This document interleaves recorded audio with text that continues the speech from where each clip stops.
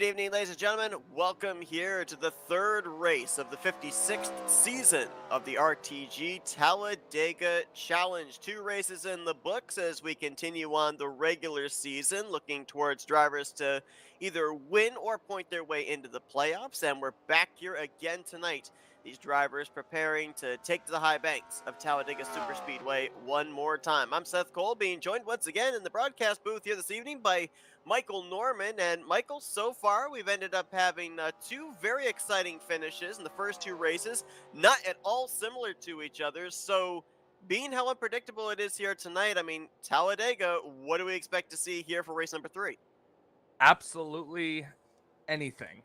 That's what you can expect to see. You're going to see 3-wide racing. You're going to see single file racing. You could see pit strategy if because these drivers are known for being able to keep the green flag out for a pretty long time. So it's going to make things interesting to see who's going to be that first person to make that third line. And the more important question is, will it work?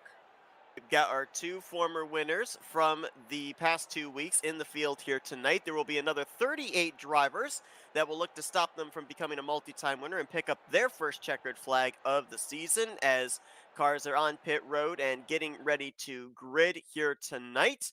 They're going to be led by pole sitter Bobby Farrell. It's the second straight week that Bobby Farrell's going to qualify in the front row. He was the outside of the front row last week. He's the pole sitter for tonight's event. He'll be alongside of Ron Hagelin in the triple one machine. Bob Dixon will make up row number 2 with Ken Roberts. Manny D completes the top 5 with Wayne Primnow to his outside in row 3. Pat Markarski will be rolling off 7th. Jeremy Jefferies to his outside in 8th. 9th place, Terry Bombard. And Sean Prime finally gets a starting position outside or inside of the top 30. In the first 2 weeks, he started outside of the top 30 as far back as 35th and 36th. He's going to complete the top 10. Grant Wesley makes his first start of the season. He'll be rolling off from the 11th spot alongside of Doug Hewlick. Wiley Coate and Tom Dixon, they'll make up row 7. Greg Palmer and Bernie Mobbs, they will be in row 8. Row 9 finds Jodas Buretos and Dante Ricky, and then completing your top 20 will be Cy Jones and Brian Schilling. 21st place starting spot goes to Milt Surratt, Dave Melson alongside him in 22nd. Chris Elliott will be alongside of our winner from the season opener, Chuck Mcclure. They're in row 12. Last week's winner, Richard Martin, rolls off from the 25th position. He'll be alongside of Billy Ellison in row 13. Donnie Garrett, Tim Knopfsker, they're in row 14. And then completing the top 30 will be Josh Metallic, the defending champion, and Mike Rogers. Jason Scheck rolls off from 31st. Andrew Miller in 32nd. Bob Seminara, 33rd. Jessica Shelton in 34th. Rodney Sullins will be in 35th alongside of Curlin Hurst. That's the completion of row 16. And then your final drivers completing the field will be John Godfrey, Mark Paglia, and Glenn Harris. 39 drivers actually in total going to be taking the green flag here tonight. Man, I couldn't have said that all in one breath. Well, I might have almost passed out, but we keep going here. 66 laps of racing here tonight as always. 66, as Michael alluded isn't that how old are you? Moving on, I'm going to ignore that comment. But as you mentioned, pit strategy more than likely going to come into play. And one thing that we were talking about, the miracle of Sean Prime qualifying up inside of the top 30 here tonight. One of the big things we talked about last week, and he told us back during the end of race 1, was when you have those further back starting positions, it means you have a pit stall closer to pit road entry. It's a lot tougher to get yourself down to 55 miles per hour that quickly, and more often than not loses you a couple spots on pit road. So there's a couple of big names starting towards the rear of the field here tonight. They're going to have to deal with that same situation as through the tri-oval they come. Of course, this is Talladega. If it were Daytona, we'd be going green right now. But that extra few hundred feet from here to the start-finish line between the tri-oval and turn 1 could be very important by the end of the evening. Bobby Farrell, that U.S. Air Force Ford F-Series, going to bring us down, and we are underway here tonight in race 3 of the Tally Challenge. And notice the outside lane stayed a little bit more nose to tail there, so that should give them a good run already. Coming out to the lead, that's Ken Roberts in the 55 on the outside lane, right behind, I believe, is the 14. And they're going to try to get the run down the back straightaway to take the lead. And they are indeed going to make that middle lane work. Jeremy Jefferies going to tuck in line behind him as well. Already some shove drafting there. So a big shunt from the 55 courtesy of the 14, and now Ken Roberts out in front clearly with the top position. We're going to be talking as well, obviously very early on in the season, we'll be talking about what the current playoff grid looks like with the drivers that are up inside the top 10 in points, of course, with our 2 race winners, but it's going to be Mr. Ken Roberts coming around that 55. He's going to lead lap number 1 here this evening. Outside lane still going. I see somebody back there was attempting to peek to the outside lane, and it looks like it's going to be Tim Nofsker in the 088 machine peeking up to start that third line.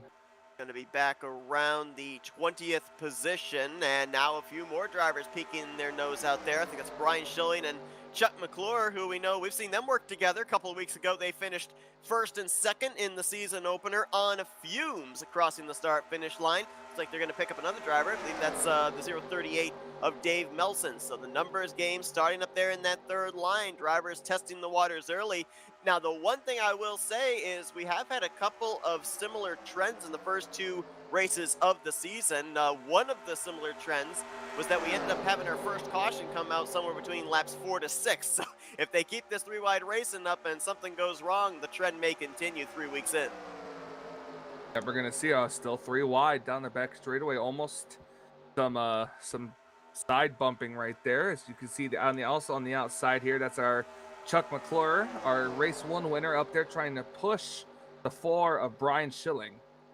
Bob Dixon leading the inside line, who got his left sides down there on the apron a bit, as did Manny D. The yellow truck behind him is going to stall out the momentum of that inside line for the moment. Melson leading the middle line with Bernie Mobbs in tow. Now the third lane turns into the second lane with Nofsker tucking behind Mcclure, who in turn is behind Brian Schilling. They've got Schilling alongside of pole sitter Bobby Farrell. Right now, that's going to be a battle for 7th place. 3 wide behind them back here as well, 2 rows deep. These cars, including last week's winner, the 43, kind of stuck in the middle right there. Right beside him, actually, you've got both of the former race winners there up inside of your top 15. We saw Mcclure further up and Richard Martin there in the 43 in the middle. And of course, these guys, while they have the win in the bank, they do have to make sure that they keep the consistency up week after week. They have to be in the top 20 in the point standings by the end of the regular season for that victory to count towards a playoff spot. So, you know, even though it may seem like they can kind of kick back and relax, no, they still have to go to work as soon as that green flag drops. That top line, Michael, it's moving. Jeremy Jefferies, Sean Prime, and Doug Hewlick, they've now picked up Brian Schilling and Chuck Mcclure, and Jefferies in the Valvoline Chevrolet leading the charge on the top side. He was alongside Ken Roberts, now clear of him when they head into turn 3. It's that shove drafting. You see, these drivers know how to do it the right way, and just getting right on the back bumper, pushing them, trying to get the momentum on their side to get past them. Jeremy Jefferies in the season opener led 10 laps. Last week, he ended up leading 1 lap, so he's led a lap in both of the first 2 races of the season, but the finishes have not really been there for the 8 car, as subsequently he comes into this race currently 17th in the point standings. And you know, right now, the playoff grid as follows would be obviously Mcclure and Richard Martin with their victories, and the drivers currently holding 8 spots via points would be Bob Seminara, Rodney Sullins, Tim Nofsker, Chris Elliott, Brian Schilling, Kelly Causey, Josh Metallic, and Glenn Harris. But there's a lot of big names. I'm getting a little nervous myself watching this. There's a lot of big names that are just on the outside looking in. I'm looking at Buretos, Godfrey, Garrett, Prime, Jefferies as mentioned. There's a lot of drivers here tonight that with a victory, they leapfrog all those other drivers in points. Oh, yeah, absolutely. And there we go. Oh, there we go. The no. 43's around. And that's a big accident. Big wreck. Big Wiley time Coat accident. was up and over. Another truck is up and over. That's Chris Elliott. Smoke pouring from underneath the neon green number 6 of Wiley Coat. Greg 26 Palmer involved, was in the it. 1, the 08. My goodness. 7. Got Mark Paglia, Jodas Buretos. I'm not sure if Tom Dixon was a part of it. He might have gotten slowed down, but that was a big time accident. Oh, I think even Andrew Miller might have got a piece of it. Not entirely sure though. Jodas Buretos back there, the black and neon green colors on the 24 Exalta Chevrolet this week. Don't know if he was involved or if he just came to a stop. Same for Cy Jones there. Jason Scheck, hard to tell if there might be some right side damage on his truck, but there Wiley coat. were at least, what, 3-4 trucks that caught some air there in that wreck. Violent hit. Well, the trend kind of continued. You said between 4 and, like, was it, you said 4 and 6, right? And same spot too. Same exact spot. Through the trioval coming to the start finish line. That is the exact point where the first caution has come out in the first 2 weeks, and now it continues here in week 3, as we're going to go back and take quite a few angles of replays here of what brought out the first caution of the day. Looks like the 9 of Chris Elliott, the only truck that was not able to leave the scene under his own power. I think that truck ended up on his roof. Wiley coat as well. We're looking back here. Oh, I can see it. Seth, it looks like a possible bad bump between the 22 and the 43. Or it could have been a chain reaction because he had to check up. Yeah, he had to check up for the 10, and he just got hit. And 6 car just was just like, whoa, where did that come from? And you see the 9 up and over, the 22 caught air, the front end of Jodas Buretos' truck came up off the ground, so he was definitely involved.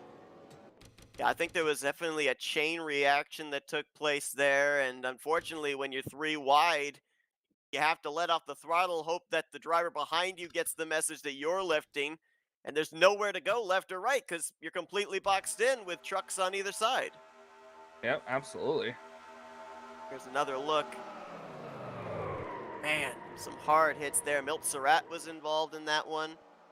Here you see Godfrey spinning off to the left side. Dante Ricky at Mug Root Beer Toyota Tundra. He might have snuck his way through there. Saw him way down towards the inside wall. I believe the 48 of Jessica Shelton did too. Prior to this accident happening, I was just about to say, oh, well, at least she didn't blow her engine this time, but then the wreck happened, and I didn't want to say nothing in case she was involved. Take some onboards here of some drivers that did a nice job of getting through it. We'll start with Dante Ricky in the 84. Sees the wreck, goes down. Oh, he did get collected a little bit there. Was that Glenn Harris that might have just clicked him in the right recorder panel? Makes a little contact with the inside wall with the left front. Certainly not nearly as much contact as a number of other drivers behind him made. Now we'll go on board with the 48 of Shelton, who was literally right behind this wreck. We're going to see Josh Metallic, the defending champion, up in this vicinity as well. I think he was able to get through it. A little contact there to the passenger side door for the 39, but pretty harmless contact. Shelton, the water's parting for her to be able to get through. Now let's go on board with the multi-time Tally Challenge champion, Jodas Buretos. See just how hard of a hit he ended up taking. I know the front wheels came off the ground. I was going to say, take a breath. It was a very incredible accident. You know, it's so amazing how quick the track can become blocked. And if you're not in the right spot at the right moment, you're going to end up being involved. So what's your personal preference? Smoke turned on or smoke turned off? Me, it's off. I actually race with it on. I don't know why. I like to have the track surprise me.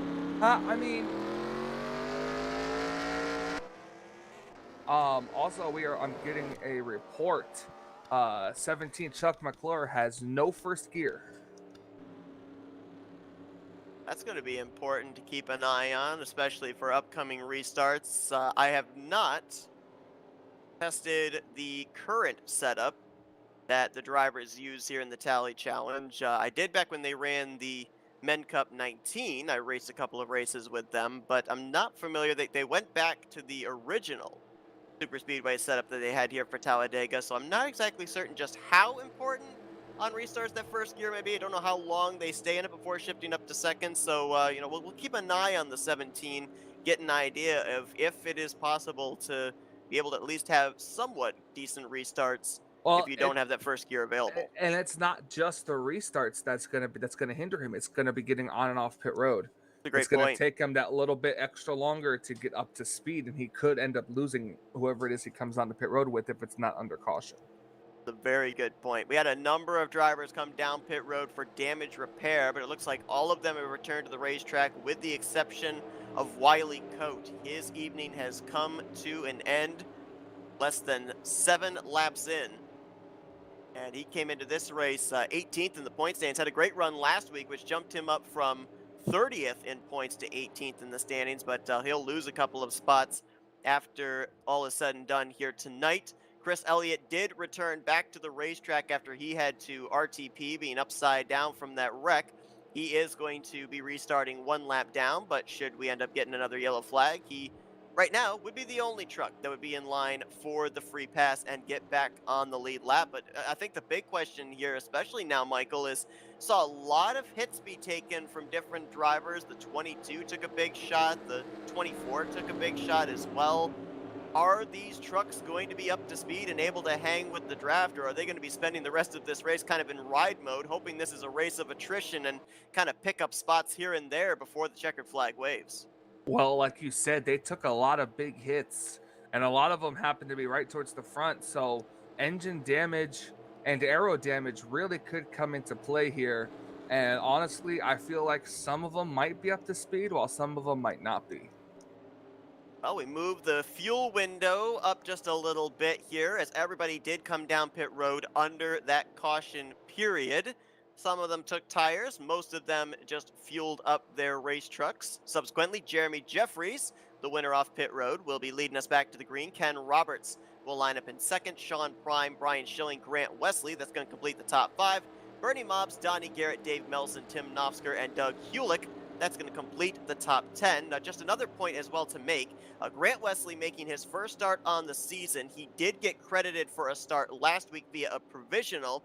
Kelly Causey, you will notice, is not in the field here tonight. Came into this race tied for 7th in the point standings. He submitted a provisional this week. So drivers that are not able to make it on a weekly basis are allowed to be able to submit for a provisional and get provisional points. So we'll see how that's going to place Kelly Causey after this race, because with 39 drivers starting this race, theoretically he would finish 40th in this event. So both he and Wiley Coate going to take a bit of a hit in the point standings heading into next week.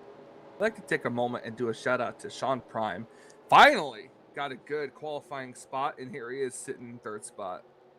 Yes, indeed. Sean Prime going to see if he can maybe get himself a victory here today and not have to worry about where he qualifies, what kind of pit stall he gets next week. But getting ready to go back under the green flag here at Talladega. Lap 10 complete. Lap 11 goes up on the board. So 56 laps remaining here tonight at Talladega Superspeedway. If you're kind of wondering where the fuel window is for these drivers now, should we go for a long green flag run, we're looking roughly between lap 30 to 32 when drivers would have to think about coming down pit lane to be able to fill that truck back up with fuel. Just prior to halfway, too, as the 5th, Jeremy Jefferies got a good restart. Him and Sean Prime able to move up to the outside lane, but that's going to open the door for Grant Wesley in the 88 car down on the inside. Going to have Donnie Garrett behind him, and then Tim Knofsker. Not hard to see the neon yellow and black 88 trucks, the 88 of Wesley and the 088 of Tim Knofsker. Just behind Knofsker, there's Bob Seminara in the 712. Led a ton of laps last week after starting on the pole. Did not get the finish that he was really looking for. He was in the conversation to possibly win that race, but the caution came out at the wrong time for him, and subsequently he gained points but did not get that automatic locked-in ticket into the playoffs. Now back here around the 18th position, we talked about it pre-race. Here it is now. It's Jessica Shelton with a line of trucks behind her, making that 3rd groove and trying to inch their way towards the front. And she's got Glenn Harris there behind her. Harris coming into this race, currently holding on to the final playoff position should the regular season have come to a close last week. The defending champion, Josh Metallic, up there as well. Also, that quality care number 28 of Mark Paglia, 4th truck on that outside line. Yeah, absolutely. They're trying as hard as they possibly can, inching closer and closer and closer. But Seth, if you're one of those trucks on the outside lane there, you see that line coming. Do you jump up or do you stay where you're at? Well, the instinct is when you see the momentum coming, is to jump up. The one problem with doing that is a lot of times you end up stalling out the momentum of the pack that you're trying to merge with, and then all of a sudden you find your guys are falling back rather than gaining position. You see Bernie Mobbs jump there up there on Jessica Shelton. That's what you need to do. As soon as that truck is to your back bumper, that's when you need to move up, because then that keeps the momentum moving forward. If you had maybe Sean Prime jump out, then he would probably stifle the momentum because he's a truck length, 2 truck lengths up ahead. And they're trying, inching closer and closer. That middle lane, a big gap between the 4 and the car behind him is, and that could lose the momentum. As Grant Wesley, I believe, leads this lap and is going to take over with about a 3 truck length over the middle lane there. Yeah, all those trucks jumping out to the 3rd lane kind of evaporated the number of trucks that were in the middle lane, allowing inside line with Wesley, Garrett, and Knopfsker, who now jumps to the middle, to be able to get themselves clear of that 2nd line. Now it's going to be Garrett and Seminara, along with Chuck Mcclure, moving their way up from 1st to the 4th position. And these trucks, 3 by 3, several rows deep. It just really gets my heart going. Now, it looks like some good news for the Jodas Buretos fans out there. He is still latched on to the tail end of this pack, and he's doing so without aid of somebody pushing him. So, despite him taking a pretty hard lick with the front end of his truck there in that first and only caution up to this point, looks like that truck is still aerodynamically sound enough to be able to draft up to somebody's back bumper. So, the aero damage that we might have thought could have been evident on the 24, not there right now, so keep an eye. We might see that 24 back up here at the front of the field in the closing stage of this race. We do have one car that has fallen off, and that would be the car who managed to get most of his damage repaired, but probably has engine damage, and that is the number 9, I believe, of Chris Elliott.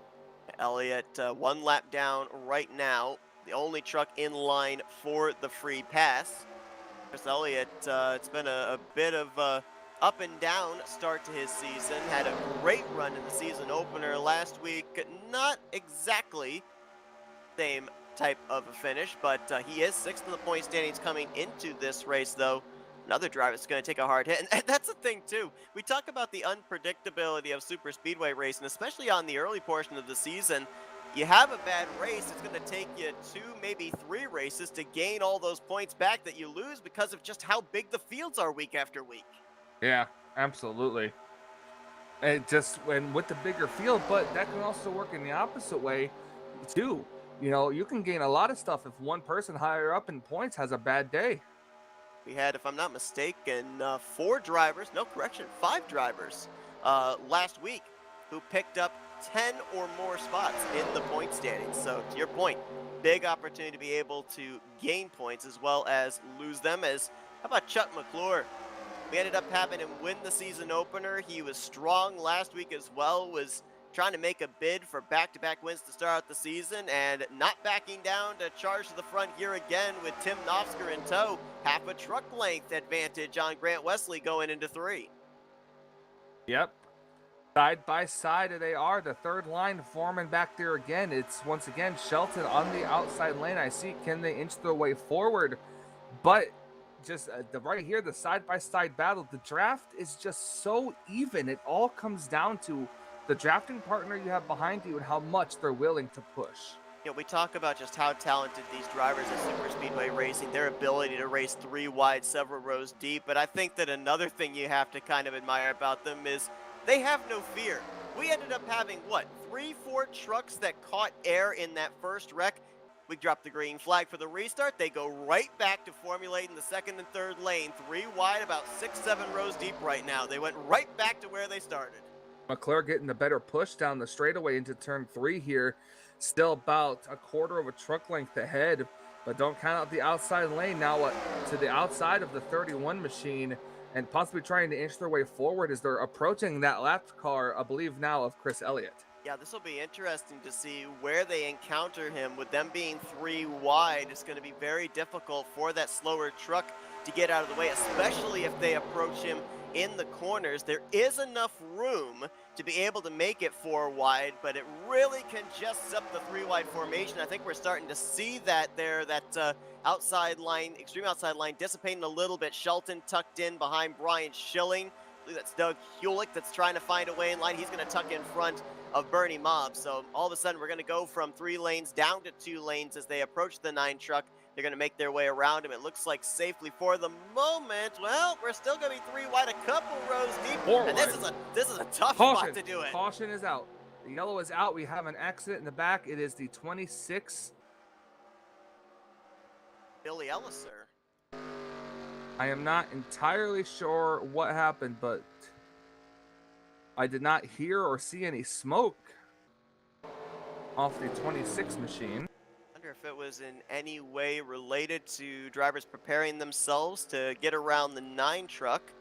Up until that caution, they had actually been able to maneuver their way safely out of turn 4 around Chris Elliott, but let's go back and see what happened here. Contact between Billy and the 111 of Ron. Was it Hagelin? Yep. Good. I didn't want to mistake that name. But yeah, I'm not. It just kind of like the 11 went up, 26 came down. They met in the middle, and he almost had it saved, but he overcorrected back up to the outside wall, and that was again a very hard hit there. A couple of bits of contact door to door there, and just one bit of contact too much, and that caution comes out. What, about half a lap too late if you're Chris Elliott, because it just got lapped a second time. If the caution had come out just a few moments prior, you would have gotten the lucky dog and been back in the lead lap. Now he's going to be getting one of his 2 laps back here with this caution. Another look at it again. It's hard to tell. Like you said, kind of that gray area of one truck pushing up, the other one coming down, both wanting the same piece of real estate. Obviously, Billy Ellison gets the worst end of it there, but yellow flag out for the second time tonight. We weren't quite yet close. We're about 10 laps out still from these drivers having to think about green flag pit stops. But again, now with just about everybody on pit road, the measuring stick kind of gets pushed back just a little bit more. Yep. With the added caution too. So what you said, what was it? If they went on a long green flag run, it'd be close to 30. So now we're looking at what? Probably between 40 to 45? Roughly in that range, depending on when we go back green. Yeah, I'd say we're probably going to go back green lap 24, possibly, completion of 23. So, yeah, that put us somewhere around 43 to 45, the laps that they would think about coming down pit road, which, man, I'll tell you what, if we went green from here on out, that'd be really interesting, because that would put us about 21 laps shy of the finish, and that's about max that you can go on a tank of fuel if you're able to save just a little bit on that run. So, man, I'll tell you what, we saw fuel strategy come into play back in the season opener. If we don't see another caution for the remainder of this race, we may see something equally as spectacular. Absolutely, I completely agree. Always on the edge of my seat. A couple of drivers elected to stay out. We'll probably see them down pit road here on the second lap of pacing. Wayne Preb now, Ron Hagelin, and Jason Scheck. Looks like Grant Wesley won the battle off of pit road, so he is going to be the one to lead us back to green with Tim Nofsker, Donnie Garrett, Jeremy Jefferies, and Bob Seminara. That's going to be your top 5 once the lights go out atop the pace car and we get the Wonder Green signal to get back to racing here at Talladega. So we're going to step aside for a quick commercial break as these drivers get themselves lined up for the upcoming restart here for race number 3 of the Tally Challenge Series. You're not going to miss a thing as we're going to take you FRN side by side. Welcome, race fans. This is Paul Page, the voice of IndyCars. And today we're excited to present another IndyCar event brought to you by the Dark Horse IndyCar Series. From the Unzers to Mears, to Foyt and Andretti, now it's Corley, Peterson, Davies, Garner, and Teague. You can expect high speeds, incredible wheel-to-wheel action, and intense drama that you could only get in an IndyCar.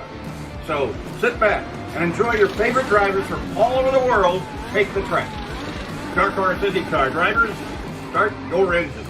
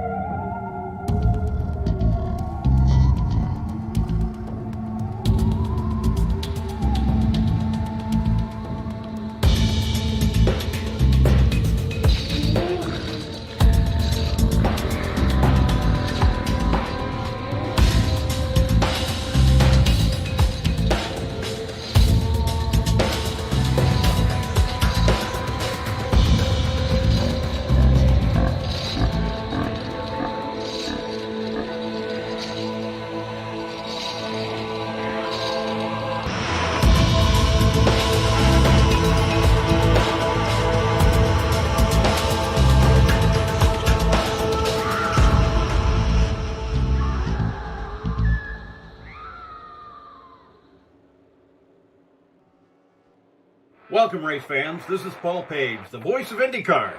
And today we're excited to present another IndyCar event brought to you by the Dark Horse IndyCar Series. From the Unzers to Mears, Foyt, and Andretti, now it's Corley, Peterson, Davies, Gardner, and team.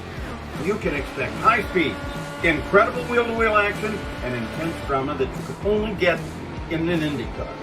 So sit back and enjoy your favorite drivers from all over the world take the track. Dark Horse IndyCar drivers, start your engine.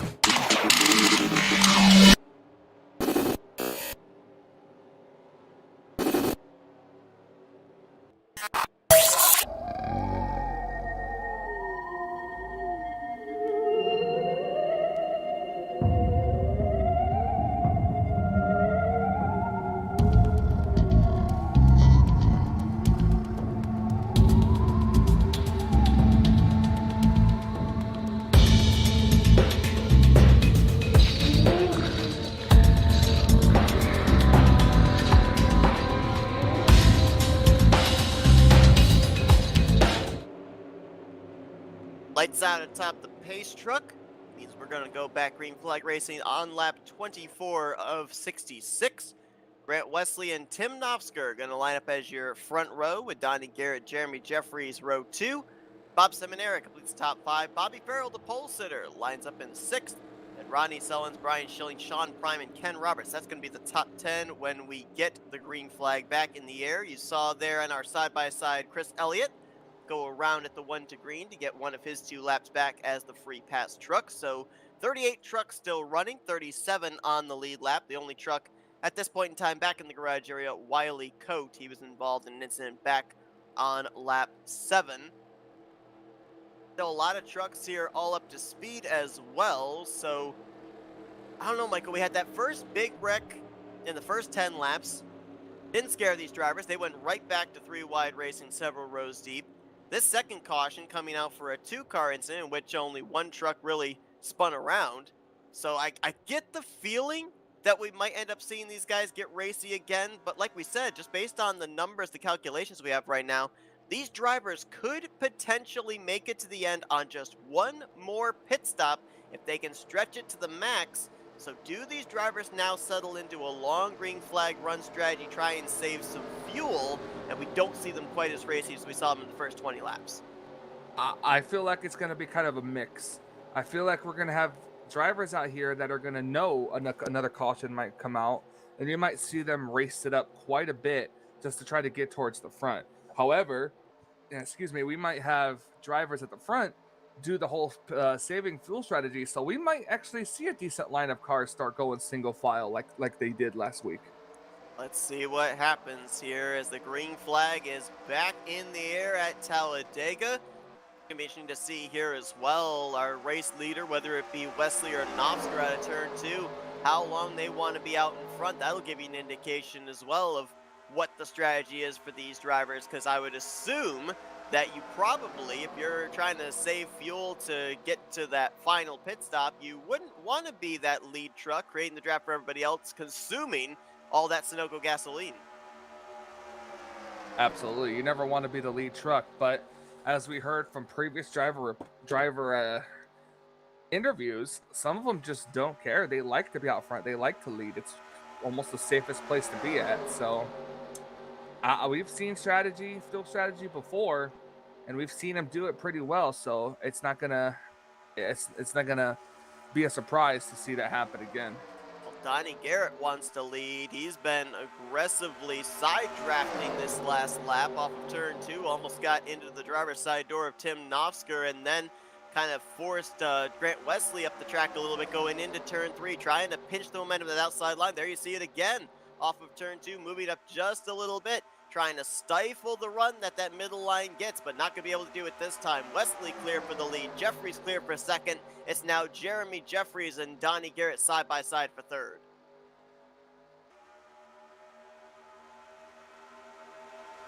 And we're trying 3 wide back there in the middle of the pack. That was Doug Hewlick I saw up there on the top side. Dave Nelson in the middle. I think I saw the 47 up there as well. One of the ones that one. Nope, that was the. Oh no, I was right. There's for Andrew Miller up here as well, but they're not going very far. We have a couple of stragglers in the back here, including the 26 and the number 1 machine. Jason Scheck, that number 1, Billy Ellison, the 26.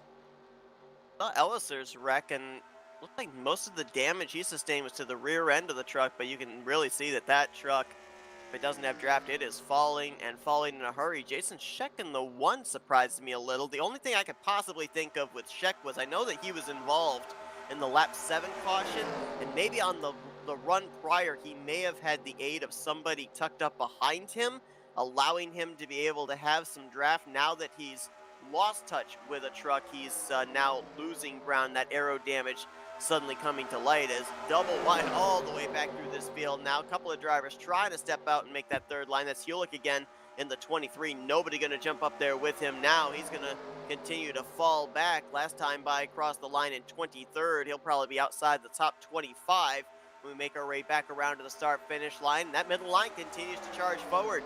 3rd place now Jefferies. 4th place Bobby Farrell. Brian Schilling trying to get clear on Donnie Garrett. That's the battle for 5th. Like we said, single file in 2 separate lanes. Well, I'm not sure if we'll see those cars that are clear of the bottom line move down there. You know, the middle line really has a lot of grip in it, so these drivers love to run that middle line right around where those white marks are on the pavement. Now, the beauty about super speedway racing is if you have a bad week, you come back the next week and maybe turn your fortunes. Look at that truck there, the red truck on the outside line.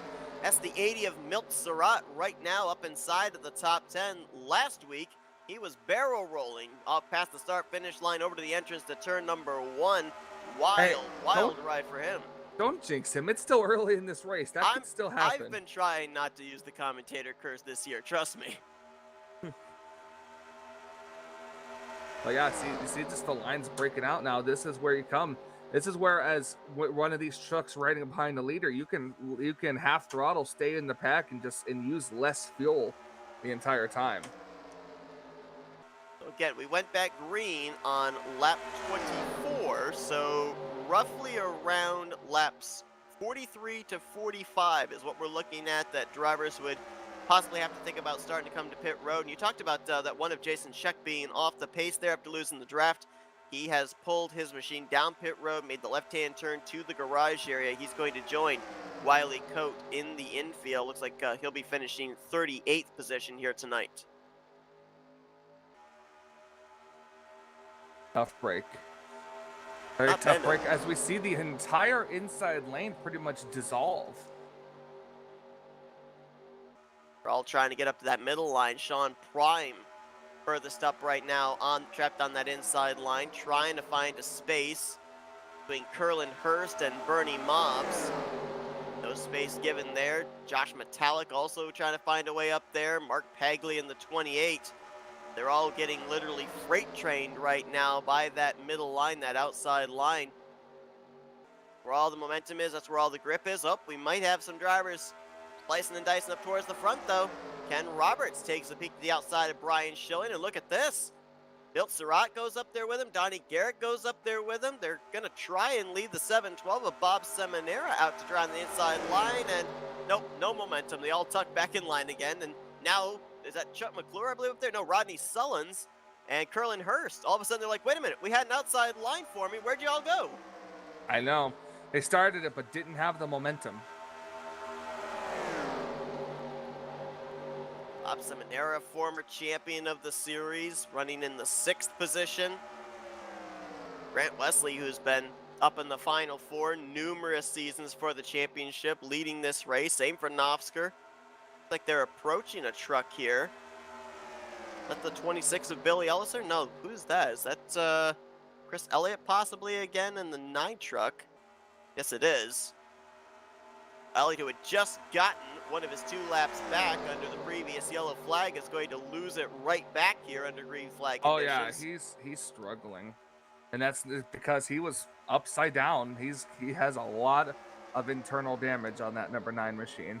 And I don't think that this series has a minimal speed limit where you have to meet a certain required speed to be able to continue. And so for Chris Elliott, this is basically what he has to do for the remainder of this race, is just ride around, complete as many laps as he can, hope that other drivers run into trouble and have to go to the garage area, retire out of the race so he can pick up those spots and those points, because, very much so like any normal playoff system, I don't think we're going to have a different winner every single week. I think we're going to have at least 1 or 2 multi-time winners, which means that those final 8, 9, 10th spots in the playoffs, more than likely it's going to come down to who points their way in. So, as we know, early on in the season, every position, every point can be very important later on in the regular season.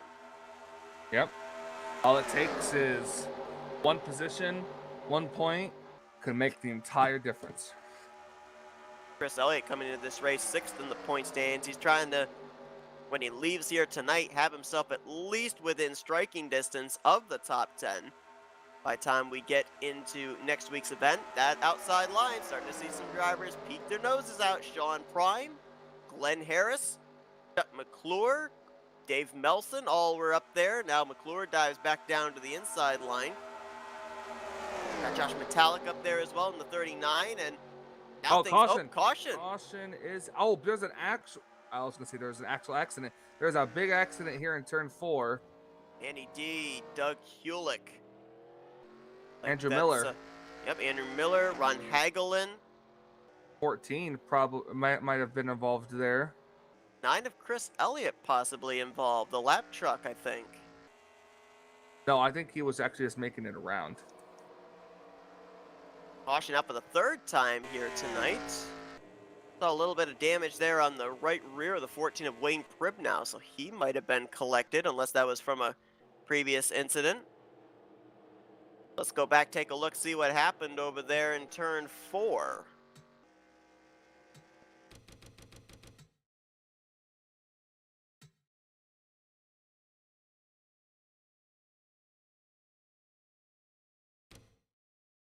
Like contact between Dante Ricky and Manny D. I don't know if there was a checkup there. It looks like there was. Let's take it all the way back as the trucks were exiting out of turn 2. Watch up ahead. Dante Ricky, Ron Hagelin. Tom Dixon's the 45 just in front. Oh, and Manny D pushes up there on the inside line, collects Dante Ricky. Oh, man, Dante took a hard hit. Wayne Pribnow up and over goes Doug Hewlick. We saw that his truck was smoking leaving the scene of the accident.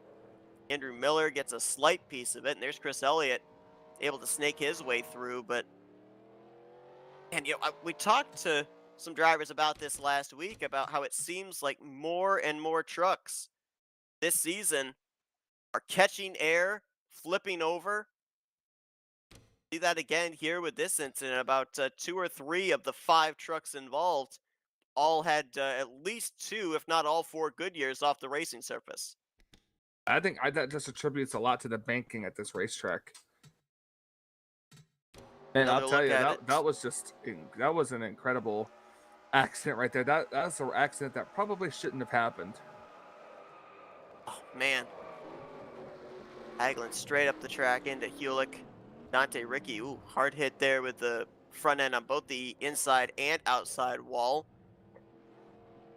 And it hasn't taken much now as we enter into the second half of this race, Michael. Garage area beginning to pile up with more and more race cars. Add to it now the 23 and the 84. That's a big hit there for Dante Ricky, who did not start, I believe, last week. So he dropped 20 spots in the standings down to 24th, and another DNF here this week. He's going to have to really kind of scratch and claw his way up there back to the top 10 in the next coming weeks. We know that he definitely, week after, oh, we had another wreck under pacing. Just noticed it. Greg Palmer and Josh Metallic got together.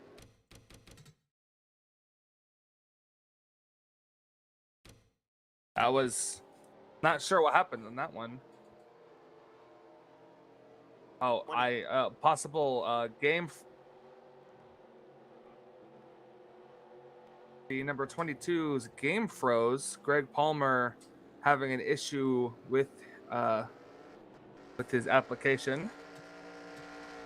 Fortunately, he Hit Metallic rather square in the back bumper. I don't know how hard the hit exactly was, but I can tell you Metallic is not coming to pit lane. So maybe the hit wasn't that bad. Palmer actually still sits on the back straightaway. Hopefully he can get that truck refired and return back with the field in just a moment here. As will we get the lights out atop the pace truck this time? Nope, looks like we're going to have to wait at least one more time for the 1 to green indication, but Bobby Farrell is going to be the one that will lead us back to green. Terry Bombard stayed out an extra lap to get a bonus point for a lap led, and he came down pit road along with Mike Rogers. So Farrell, the leader, trying to be the first driver this season to go coast to coast, pole to win. 30 Wesley, laps, about 31 laps to go as well. going to be, let's see. Lights go out top the pace car this next time. We're going green on lap 38, so 29 laps. They still can't make it. Yeah, I'd say they still can't make it. That's close. I also want to say that Greg Palmer had to restart his game to come back. Apparently something was frozen. He had to restart to come back in. So we'll keep updated on just how many laps down he may be when he eventually is able to get back into the server. Another driver has gone back to the garage area as well. Ron Hagelin is now back behind the wall, so it looks like Dante Ricky will finish in 36th here tonight, and Ron Hagelin will finish in 35th. Going to have 31 drivers on the lead lap of 33 that are running. 34 once Greg Palmer gets back into the race server, remaining in this race. And as documented, going to have less than 30 laps to go.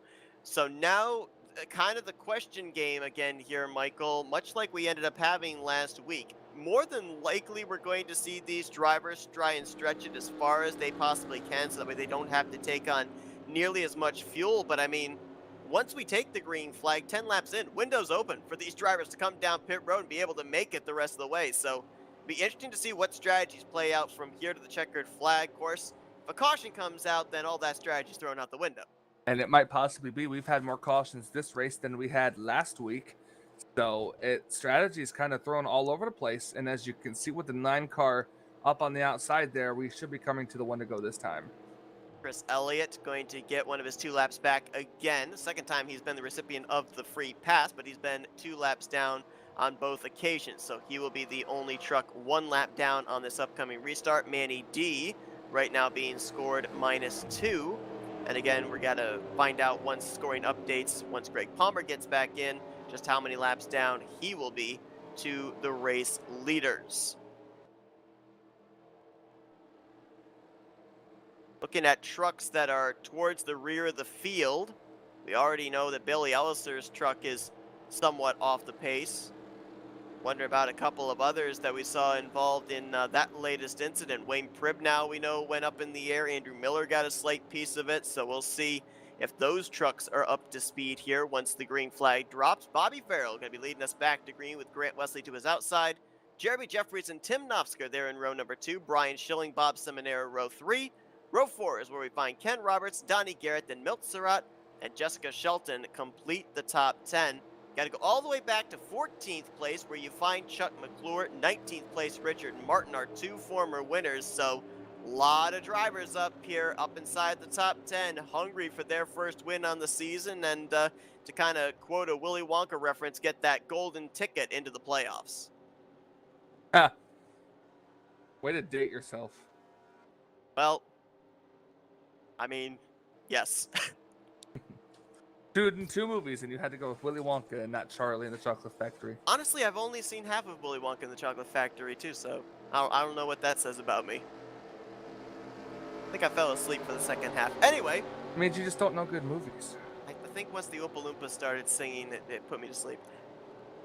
Oh, Green coming flag, to the so- green flag here. Back on track here.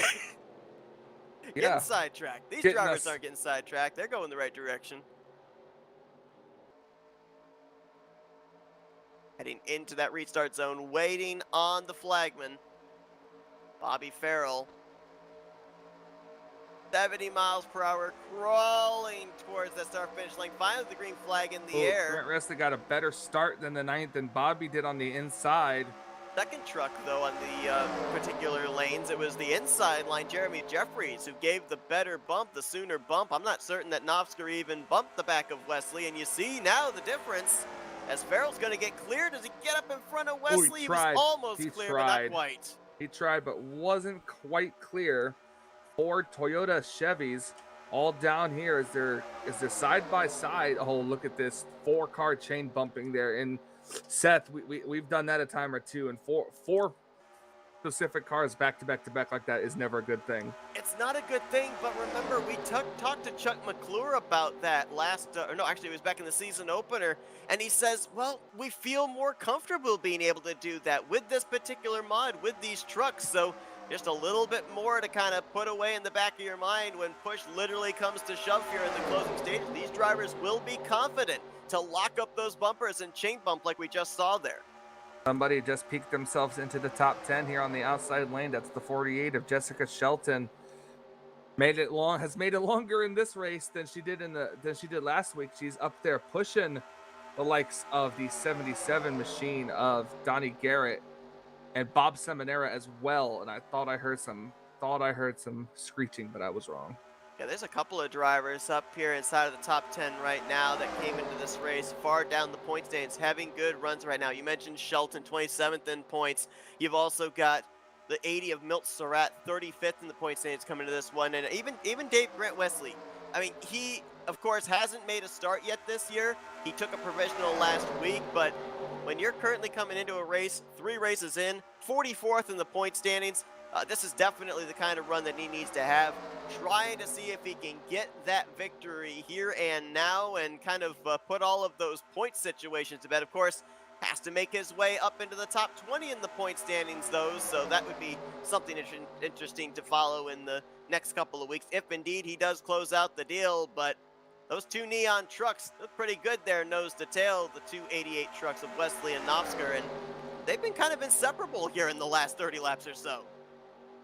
Absolutely, it's what it takes. Have the person behind you that you trust to push you, and you're gonna have the best of friends here. Sometimes you have friends, but up until the final lap, they're you take your friends where you can find them.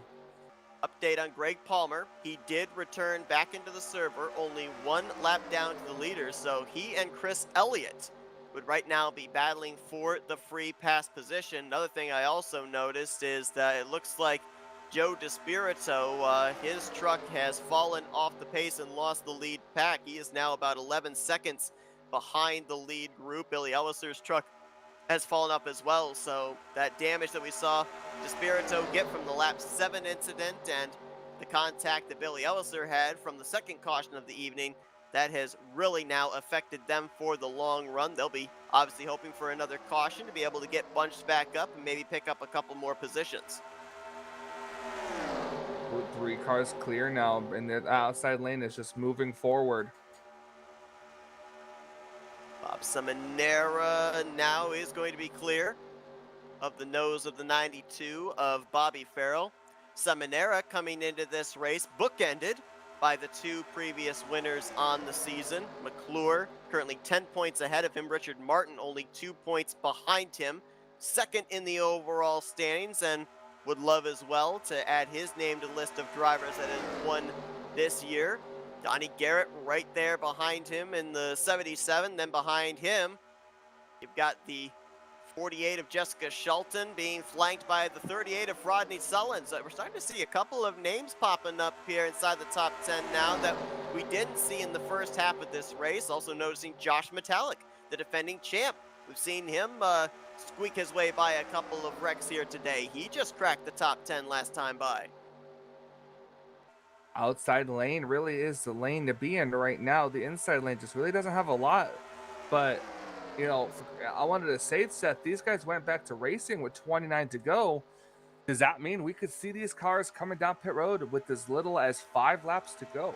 Yeah, it's going to be interesting to see when these drivers select to come down pit lane. If they try and stretch it as far as they possibly can, I think within the next 3 or 4 laps, fuel window would be open for them to make it the rest of the way should they want to pit then and there. So might see some varying strategies. And one thing I'm kind of wondering here too, if you go back to 2 weeks ago in the season opener, the drivers came down pit road twice under green flag conditions. So they were able to get that experience there from one pit stop to the other. Last week, we saw green flag pit stops, but it was towards the middle of the race. That race ended up ending under the yellow flag. But the fact that they haven't been able to make a green flag pit stop here tonight, do we see that as maybe a detriment to these drivers, not being able to just get that one little bit of experience here for the upcoming potential money stop?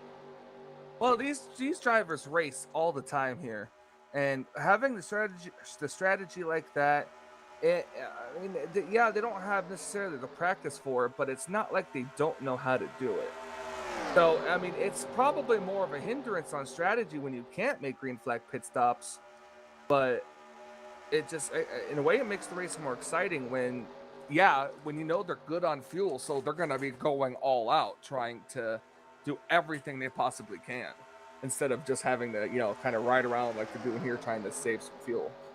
We talk about that unpredictability of the lotto qualifying that these drivers deal with week after week. A couple of drivers that have done a great job here today after starting towards the rear of the field. Jessica Shelton started the furthest back of the drivers up at the front, 35th position. She's currently in 5th place. Rodney Sullivan started just ahead, or just behind her rather, in 36th, and right now he runs in the 6th position. Josh Metallic started this race back in the 29th position. He's currently up in 8th place. And Bob Seminara started this race back in the 34th spot, and he's up in 3rd place. It just kind of goes back to that old adage, Michael, especially when it comes to super speedways. It's not about where you start, it's where you finish, because so many different variables can get you up to the front sooner rather than later. You are absolutely right, as these drivers go past the number 9 machine again to put him a second lap down. And this is usually where it happens every as the trend of the race seems to be. Oh, yeah, there it is. Oh, no, Bobby Farrell. Big wreck. Up and over. The More U.S. cars. Air Force truck took flight. More cars collected in this. And I was just saying, I told you the right as I was saying it happened. When every time they go to pass Chris Elliott in the 9 car, there's always something that happens. So, Seth, this is going to take the fuel strategy right out of the equation. It is.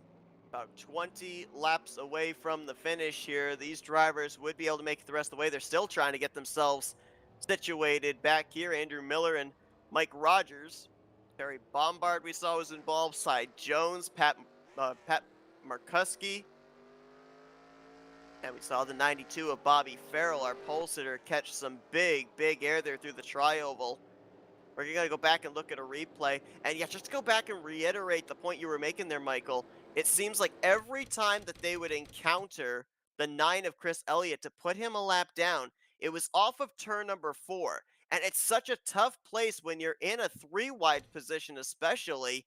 Everything kind of all of a sudden narrows up off of that corner, and that's what ended up leading to the eventual contact back in the 3rd caution of the day. And now here our 4th caution of the day as we'll take a look at the replay. Watch the 9 truck up on the top side. I was just also given word that these trucks were about 10 laps away from making pit stops. Sure, who made the initial contact there with Bobby Farrell? Oh man, just all start sliding in.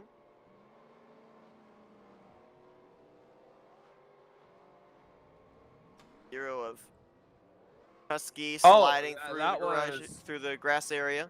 Yes, it was the 31 that turned the 92 up into the outside wall. And I'm not sure, that was just really close racing, really close side drafting racing that just went wrong. It would be Bernie Mobbs, the leaf filter truck. This caution going to be a big break for a couple of drivers, in particular Jodas Buretos. He's going to get caught back up to the lead group, and then also the 22 of Greg Palmer, I believe. Yeah, he was up in the lead pack. He is going to get the free pass as the only truck 1 lap down. As we'll look here closer at the contact that Michael alluded to between Bernie Mobbs and Bobby Farrell. amazing. These trucks, they just catch air so quickly. And hard hit there. Nose first in the outside safer barrier for Cy Jones. Same for Andrew Miller. Farrell going to spin through the grass area. We saw a number of the drivers there that were trying to leave the scene of the accident. Looks like a couple of them might have spun the tires, Miller and Mike Rogers. That's why they had not yet completely left the scene. Take a look here with the 47. Kind of curious of how the 7 and the 47 both ended up snapping up the racetrack the way they did. Don't know if contact was made or not. Oh, yeah. That Tom Dixon, I believe, in the 45 got into the back of Rogers, who in turn was pushed into the back of Andrew Miller. That's what sent them up and into the outside wall. See here, Andrew Miller gonna spin the tires, try to get the thing turned back around, and right there, looks like the left rear tire doesn't catch any grip with the banking. Same for Mike Rogers, and they spin around again. See if we get another angle there of that potential stack up. I believe it was the 45 of Tom Dixon that got into the back of Rogers.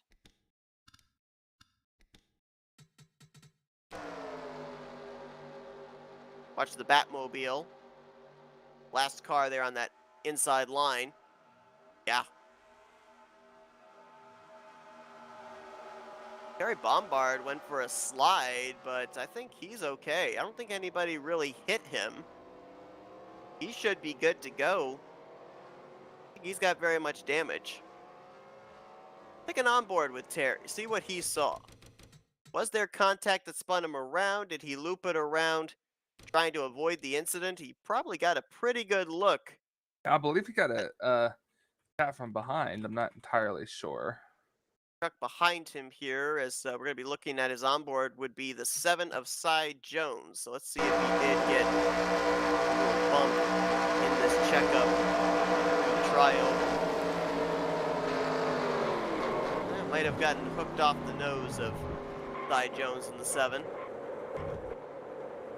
Incredibly enough, the truck that looked like it took the wildest ride, Bobby Farrell, I'm not so certain that truck's not going to be okay. He didn't really spend a whole lot of time upside down. I didn't see any contact with the roof on the racing surface, and nobody really hit him either, so I think he's good to go. That's very possible. Not a lot of damage. You might be okay. Well, no surprise.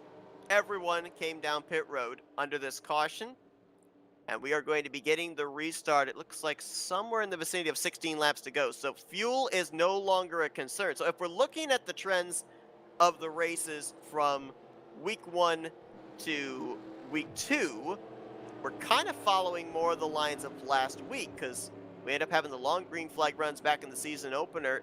So if we're kind of going back to last week, the thing we have to worry about now, that these drivers have to worry about now, we don't actually have to worry about it up here, is the fact that this race, yeah, it's scheduled to end on lap 66, but we could end up seeing it end as soon as the completion of lap 63 if we end up having a caution coming out, because last week we saw the race end under caution conditions, and it could very well happen again. Absolutely. Lights still on in the pace car here. Let's talk about our top 5 here real quick. You've got Tim Nofsker, who's going to lead them back. Grant Wesley 2nd. Bob Seminara in 3rd. Jessica Shelton 4th. And Chuck Mcclure in the 5th spot. Nofsker winning that battle off of pit road there over Grant Wesley. So we'll see if that might have possibly been the money pit stop to get Tim Nofsker his first victory of the season. I actually said that Greg Palmer was going to get the lucky dog. I'd forgotten that 2 lucky dogs are awarded under caution periods here should they be needed. So Greg Palmer gets his lap back. He'll be back in the lead lap. And Chris Elliott, for the 3rd straight caution, is going to get one of his 2 laps back. He will be the only truck 1 lap down when we go back green. 5 trucks back in the garage area. Looks like one of them is sitting on pit road, the 710 of Manny D. He is 16 laps down, so theoretically at this point, he would be out of the race. Everybody else, the remaining 33 trucks, are going to continue on. Nobody out of the race at this point in time from that last caution.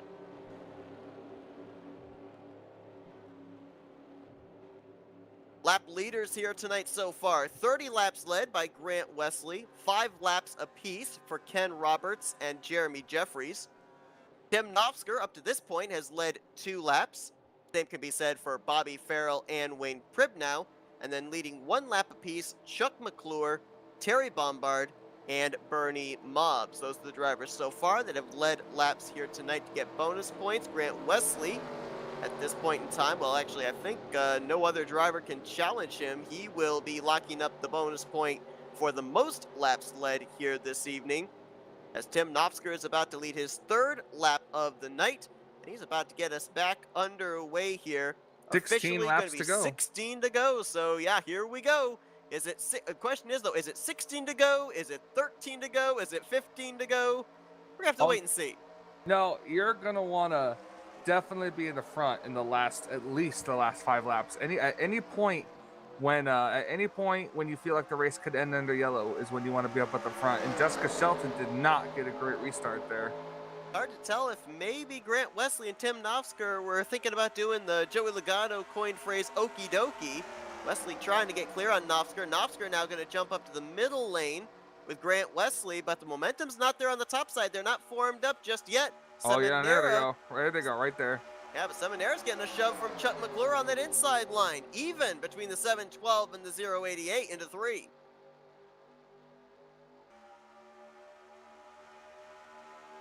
Three wide further back. That Dave Melson, I believe, jumping up there. No, that's Glenn Harris, the Krispy Kreme Chevrolet Silverado. Now Dave Melson gonna jump up there. So I was a little preemptive on that. Was that the bad timing though? Because that moving up there could have killed that outside momentum. Well, he moves up. Sean Prime gonna move up there as well. So we'll see if they can get the momentum back. I think it did stifle it out just the least little bit. Milt Surratt, the truck in the middle with Jeremy Jefferies, John Godfrey on the inside of that 3 wide, along with Bob Dixon in the 143. Third lane is making some progresses. Yeah, was it Dave Melson? A little loose there down the back straightaway. Yep, and all it's going to take is one little mistake. But now let's just hope, now Shelton jumps up.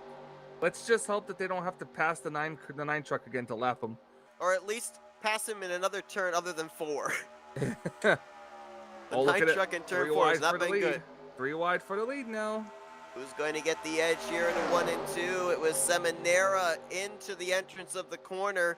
Shelton with help from Metallic on that top side. They're going to have momentum off the back straightaway as Knopfsker and Wesley got a little ways back before their next bit of aid. That's Rodney Sullins in the 38. Shelton pushed clear for the race lead down the backstretch. And she's going to go down to the inside. Break the momentum of the outside for a minute. We know Jess knows how to control the draft. We've seen her do it in multiple different series. So now the question is, can she do it here? Middle line getting formulated up a little bit again. Got about 6 trucks. Well, now 5 trucks. Somebody just dipped out from the middle to the inside line. That top line, all of a sudden, they're losing ground. Metallic has dropped back into the 3 wide situation with Knopfsker and Brian Schilling. Top 4 get single file on the inside line. Where did Mark Paglia come from? He's now riding there that red, white, and blue quality care Ford F-Series. Outside lane forming up here up front. Gonna be to the outside. That's the 17. Chuck Mcclure up there trying to get an outside lane going, and now the inside lane is not gonna be formed up. Shelton and Seminara stuck in no man's land for the time being. About 2.5, 2 truck lengths back before you get to Rodney Sullins. Momentum is on the middle line. Mcclure, Paglia. Now Paglia might get forced out of line. He almost got taken 3 wide by Brian Schilling.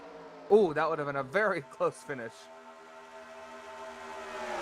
Waiting for scoring to come in and see just how close that actually would have been. 2 1,000ths of a second. Wow. Oh, there's a wreck. There's a wreck I hear spinning. And the caution is indeed out. Oh, more cars flipping. Tom Dixon. Terry Bombard. Yeah, Terry Bombard flipped to 22. Andrew Miller is once again involved in another wreck. Greg Palmer also involved. Palmer had just gotten the Bernie lucky Mobbs dog get as back well. in the lead lap. Bernie Mobbs as well. I'm not sure if this is they do race back, right? Yeah. They So they're do. racing back for it right now, and Bob Seminara is pushing Have 48. Oh man, that was close move. Look at her go to the inside, getting blocked. Brian Schilling going to move to the inside on Paglia. Look at him fan out 3 wide across the start-finish line.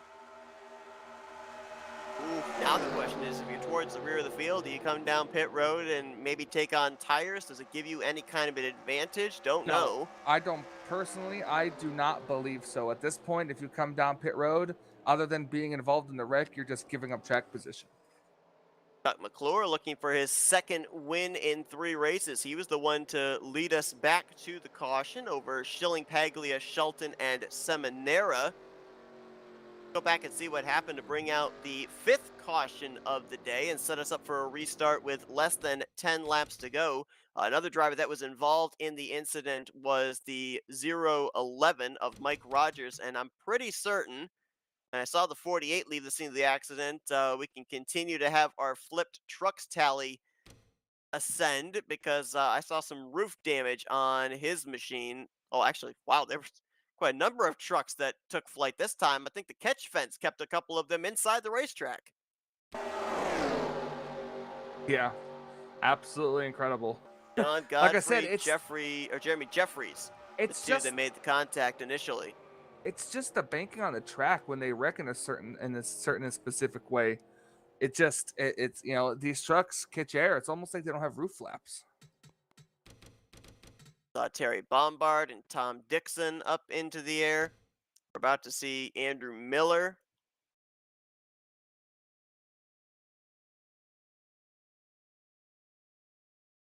Really, really hard impact for drivers here tonight. Oh, just looks like the 7-Eleven pushed up. Jeremy Jefferies hangs on to his truck, but everybody else in reaction not able to. There's Palmer, Bernie Mobbs, Mike Rogers. His truck actually slid along quite a bit of the back straightaway on just the left front quarter panel alone. Almost a Tony Hawk BMX type move.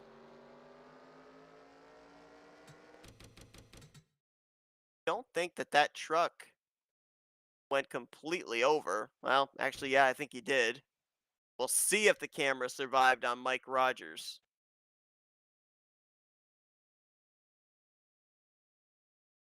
Actually, what we'll do is we'll go on board with him inside the cockpit, see if maybe that camera survived. I believe that camera would have a better chance. Here's on board Mike.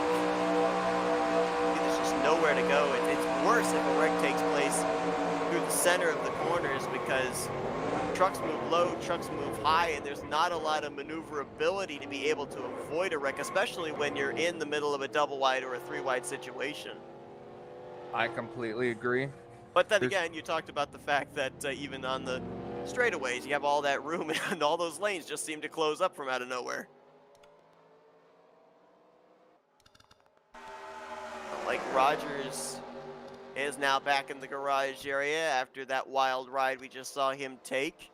Terry Bombard and Tom Dixon have also gone back there, so that brings our total of DNFs at this point in time up to 9.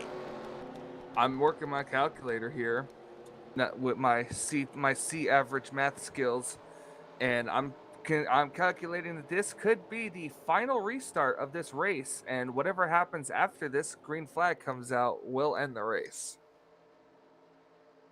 Waiting for the lights to go out atop the pace truck. Chris Elliott. Perseverance pays off. That run not long enough for the leaders to come around and put him a lap down. So therefore, he gets the lucky dog, the free pass, and he will be back on the lead lap. Also, if you think about it too, we mentioned, even if that truck may be off the pace, as long as the engine is still running, go out there, log laps, you don't know what's going to happen. If Chris Elliott had parked his truck when he had his problems all the way back on lap number 7, probably would have finished in 38th or 39th. Now with the drivers we have out of the race at this point in time, he is in line to finish no worse than 30th. So that's a net gain of about 8 or 9 positions right then and there, 8 or 9 points. And like I said, every position, every points matters. So we are going to have with Elliott back in the lead lap. 30 trucks still in the hunt for this victory, while some more so than others. We do have some damaged trucks towards the rear of the field. I believe that the 24 of Jodas Buretos is now up in the 21st position, so I've been trying to pinpoint about that 24 truck. I'm not certain if he's one of those that just needs to have someone pushing him to stay in the draft, or if it's something a little bit worse than that, because we saw him up in the lead pack after he was involved in the caution, and then we saw him the second run following lose the draft. So I'm not sure which side of the coin he's on, but trying to at least salvage something here this evening. And also 77 of Donnie Garrett. Saw him start up inside the top 5 on the last restart. He's going to be restarting back in the 22nd spot, so I don't know. Maybe he came down pit road here under this yellow. If he did, he gave up a ton of track position. Yeah, I believe he might have. And as you can see, we're getting ready to come to 1 to go here. And Seth, I don't know about you, but I'm sitting at the edge of my seat waiting to get ready for the finish of this race. So what who you got your money on right now that you've seen here tonight that looks like they've got the moves, the track position, or just overall truck to be able to take this checkered flag here in race 3? Honestly, the entire top 5. I would have said the entire top 15. I mean, and it's possible. We've seen how these drivers race, but personally for me, I would say anyone in the top 5 because of just how many laps to go, and we know it's going to get wild. So I want to believe that this race might end under yellow, just given the circumstances. I would definitely say, though, keep an eye on those drivers, maybe just outside of the top 10, because on the last few restarts, early on and last restart as well, we ended up seeing around that area, that's where that third lane formed. And so if we see that third lane form again, we may end up seeing somebody rapidly work their way from top 15 to top 10, maybe up there to the race lead. We saw Shelton be able to do it on that last run, and maybe somebody back there willing to jump up to that top line. You've got Grant Wesley back there, 4th on the outside line. Josh Metallic's back there, 6th on the outside line. Those are drivers that are not afraid to make moves. You also got Milt Surratt there in that 80 right now, last truck inside of the top 10. As Chuck Mcclure is going to be the one to bring us back to green. Brian Schilling will line up to his outside. So literally both of them right in the same positions they were in when they took the checkered flag back in the season opener. Mark Paglia lines up 3rd, Jessica Shelton in 4th, Bob Seminara going to complete the top 5. Rodney Sullins is 6th, Tim Knopfsker 7th, Grant Wesley, who's led the most laps tonight, he's in 8th, Ken Roberts and Milt Surratt. That is the top 10. As you said, Michael, potentially the final restart of the night, about to go green here with officially 7 laps to go. Oh, it should be the official or the last restart. Although if they wreck immediately, they might have enough time for a 1-lap shootout. Now, one thing I'm seeing here is we would normally, with no lap trucks, only run the minimum number of pacing laps, but I believe because Manny D in the 710, at least on my telemetry, is not scored out of the race, we would still have a lap truck, so add an extra lap of pacing should we get a caution. That restart was a little weird. I want to say the 17 may have anticipated an early green flag. Not sure how the racing officials will deem that one, but it really jumbled up the start. That whole inside line seemed to get going. Paglia and Bob Seminara, Schilling, I don't know if he was caught napping or not, as now Paglia going to jump up there to the outside line, slot into 2nd place. Schilling into 3rd, Shelton to 4th, battle side by side for 5th. Give it to Sullins over Bob Seminara. You're going to see that middle line right here. We're going to see which one of these drivers. Do they try to go to the outside? Do they try to go to the inside? That's going to be, oh! Sean Prime, big save there after a little bit of bumper grab with Ken Roberts. I think he had an idea to go somewhere and it kind of backfired on him just a little bit. And he's going to start dropping back. That momentum loss brings Curlin Hurst to the inside. That's with Milt Surratt. That's going to be for around the 9th position, as top 8 remain single file for the time being. And you talked about the possibility of this race ending under yellow, so What are we looking at? Lap 62, lap 63, that you got to start planning to make your moves here if you're Paglia or Schilling or Shelton? I definitely agree with that. Roughly between this lap and the next 2 laps, you gotta start thinking about it. Gotta just look behind you and think how much they're racing back there. And if you really think a caution was gonna come out or is gonna come out, then you need to start planning ahead of time. Time to go for those drivers in the latter half to outside of the top 10. Saw Sean Prime, Josh Metallic, Glenn Harris. They've jumped up to the outside line, trying to make something happen, trying to make some forward progress as the top 7 remain single file for the time being off of turn number 2. Looks like Paglia more than willing to ride behind. Whoa, man. Just below the double yellow line was Curlin Hurst and Jeremy Jefferies. They made a move to go down low. They're trying anything they can to get up towards the front. Ellison and dicing through the middle of the pack, still single file up at the front. If Paglia makes a move, does Schilling go with him? What kind of blocks does Chuck Mcclure throw to try and stop any momentum? He's already got a victory in the bank. He'd probably go all out here defense to try and get win number 2 on the season. There goes the inside lane. Jessica Shelton could not block the 38 to the inside. Rodney Sullins with help from Grant Wesley. Now Wesley trying to move up to the middle. Whoa, Jeremy Jefferies. Wow, weaving through the middle of the field there as he almost 5 wide. 5 wide down the back straightaway. Right now, I would be screaming, go. There it goes. There it is. There's the wreck. I hear it. Caution is out. That's it. We're racing back to the checkers. We'll follow the wreck afterwards, but this is the race back to finish it out here today. Race will end under caution conditions as look at the outside line. Paglia trying to get to the top. He's going to get spun off the nose of Brian Schilling. And Chuck Mcclure is going to hit the start-finish line. He'll receive the caution and more than likely going to pick up win number 2 in the 3rd race of the season. Yep, I knew when all that pushing it was going on, all that 5 wide, that would have been it. Shelton made the move to try to go down, but nobody went with her. They decided to instead go to the outside lane.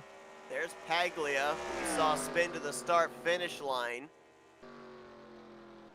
Not certain who it was that was involved in bringing out the final caution of the day. See a lot of the stragglers back here that we know are damaged and off the pace. Let's see if we can go back and pinpoint who it was. Bobby Farrell and Donnie Garrett arguing over space, and Donnie did not lift, and Bobby Farrell tried to save it, but unfortunately couldn't. Boy, it's been an up and down day for Bobby Farrell. Started on the pole position, was up in front for a little bit of the beginning of this race. We saw him go airborne through the center of the trioval, and now this is how his race comes to a close. There you see that 5 wide into 4 wide going into turn 3, and Donnie was there. Oh wow, big hit there for the 0 of Pat Markarski. Farrell goes for a slide through the infield grass in turn 4. Take another look at it and then we'll see the incident with Mark Paglia. Now, if I'm not mistaken, I don't know how this is going to be scored, but Paglia, when he slid across the start-finish line, I believe he was in 17th position, maybe higher. I'll double-check on that. I don't know if he's necessarily going to be able to get that spot back here under pacing or not, depending on where he slid across the start-finish line.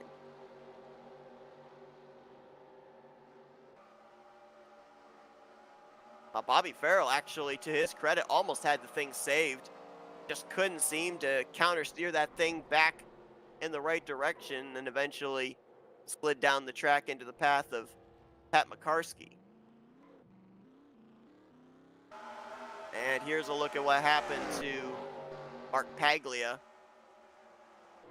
who slid across the start-finish line indeed in the 17th position, and it looks like that is, well, I was going to say that's where he scored, but right now they're dropping him a couple more spots to 22nd. So we'll update you on that. As well, it's hard to tell if he came down or he had his left rear quarter panel full of Brian Schilling. got hooked around, was running in 3rd, slides across the line at that point in 17th, and that may not be his final resting place as far as position here tonight.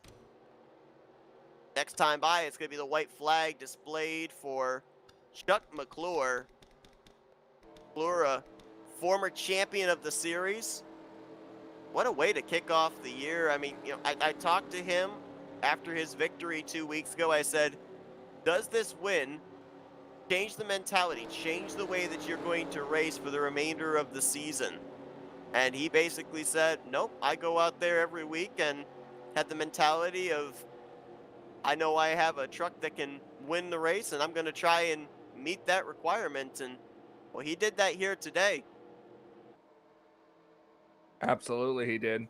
And like I said, I wonder just, just exactly what the strategies are. And that's a good question to ask. I mean, do these drivers race till 5 to go and then just try to start making the way up, or do they really want to wait for the final couple of laps because they never know when the final caution is gonna come out as we're now on the final lap? That'll be a good question to ask our top 3 here in post-race interviews. That top 3 going to be Chuck Mcclure. Rodney Sullivan's going to get his best finish of the season so far with the runner-up spot.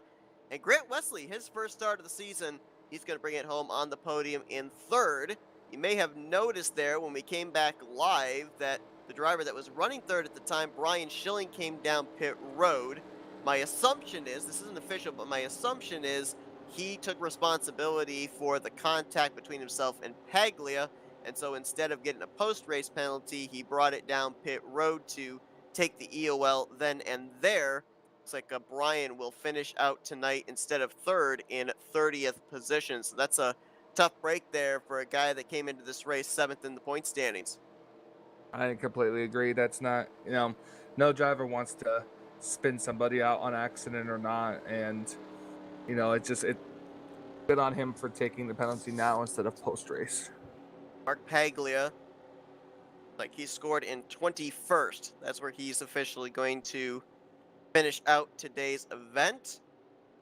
Rest of your top 5, Jessica Shelton going to bring it home with her best finish of the season in 4th, and also best finish of the season for Curlin Hurst, 5th place. We didn't really talk much about that 93 Crown Royal Chevrolet today, and maybe in some respects that was a good thing. Kind of played his cards close to the chest, minded his P's and Q's, stayed out of trouble, and was there at the end when it counted the most. Yeah, and that's all it takes. Right place, right time, keep your car clean, make your moves close to the end of the race, and you never know where you're going to finish. Sometimes you just have to be a little bit lucky, and a couple of those drivers were able to do that here tonight. Chuck Mcclure is going to be the lucky driver here this evening, though. Win number 2 on a very young season.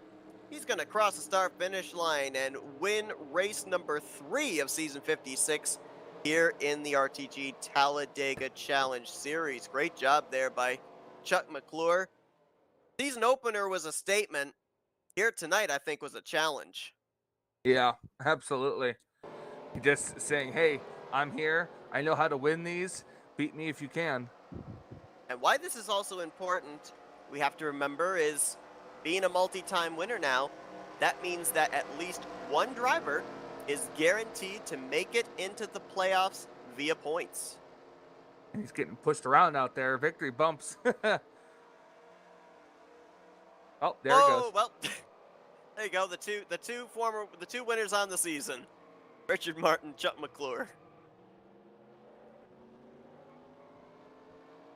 Chuck's gonna bring it around here to the front straightaway. He'll get to do burnouts for the 2nd time this season, and if his truck will let him now. Oh, it should. That truck's all right. That truck's just fine. A couple dings in there. And if it doesn't have enough fuel, just fill it up with a little bit of Jack Daniel's whiskey.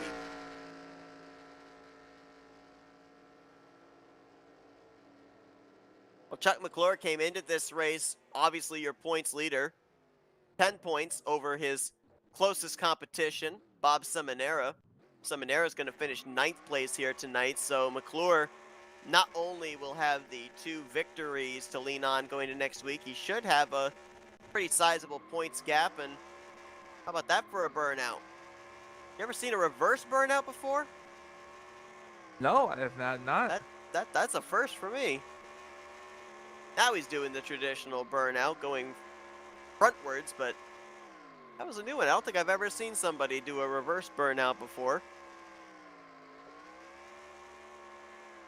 As he burns it down here at Talladega, let's show you the full finishing results from this race. We gave you the top 5. How about some of these names up inside the top 10? Sean Prime going to bring it home in 6th. Ken Roberts in 7th.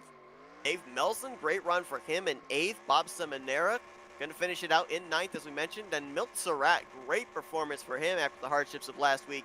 He's going to snag that 10th position. Bob Dixon in 11th. Glenn Harris in 12th. Nofsker, Jefferies, and Metallic, they're going to complete the top 15. Well, now looks like Mark Paglia did get his positions back. He did finish in 17th place. Richard Martin in 18th. Cy Jones, Bernie Mobbs, and Donnie Garrett. They completed the top 20. Actually, correction, Bernie Mobbs was 20th. 21st was Donnie Garrett. We had a lot of drivers finish this race and on the lead laps. Matter of fact, everybody that took the checkered flag finished on the lead lap, down to 30th place Brian Schilling. Even Chris Elliott, who had to use, I believe it was 4 cautions, 4 lucky dogs to get back on the lead lap. Brings it home on the lead lap in 29th in the garage area. Claimed 5 drivers in total.